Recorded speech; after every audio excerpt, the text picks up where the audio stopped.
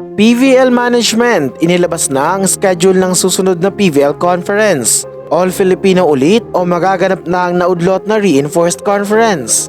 At Rookie Draft, kasado na rin for the upcoming season. Lahat ng yan sa report na ito. Pero before we begin, please don't forget to subscribe, like, and comment on this video. I-click din ang notification bell para lagi kayong updated sa Creamline happenings. Sa pagtatapos ng PVL All-Filipino Conference 2023, all eyes are set na para sa susunod na season. Magiging exciting nga ang upcoming tournament dahil may mga first time na mangyayari at aabangan rin kung anong mga bagong teams ang sasali sa liga. Kamakailan lang ay ibinunyag ni PVL President Ricky Palou na may 4 na kupunan ang nagpahayag ng intensyon na maging part ng tournament. Pero 2 lang umano ang kukunin sa mga ito at pipiliin lang kung sino ang may long-term commitment. Kaabang-abang din kung saang mga teams mapapabilang ang mga players ng disbanded na F2 Logistics, gayong marami itong mga high caliber talents na pag-aagawan talaga ng ibang kupunan. Una na nga sa balita ang pagsisimula ng rookie draft next season. Bawat team ay magkakaroon ng chance na mag-recruit ng players pero priority ang mga low-ranked teams na nakalipas na conference. Kung ito nga ang pagbabasehan, posibleng mapunta sa Jerflor Defenders ang power na pumili ng best rookie among all promising players na gustong maging pro. Pinag-iisipan din ng management na daanin sa draw ang pagpili para fair ang chances at maiwasan ng hoarding of players.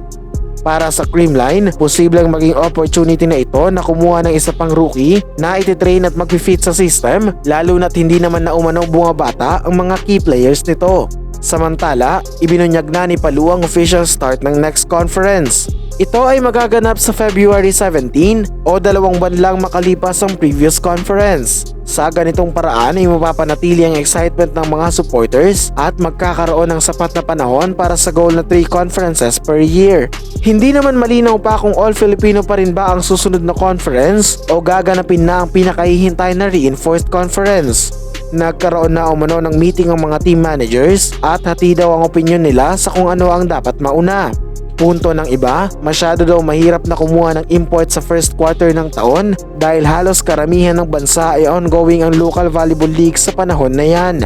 The problem with the Reinforced as the first conference is, it will be hard to tap imports because most of the imports are playing in other leagues. There are other available imports but we can tell their caliber. Ayon kay Palou, magkakaroon daw ulit ng meeting ang mga team managers next week para mapagdesisyonan na ang bagay na ito. Inaasahan naman na maglalabas agad ng anunsyo ang PVL para makapaghanda ng maayos ang bawat team. Abangan ang iba pang detalye tungkol dito sa mga susunod na araw.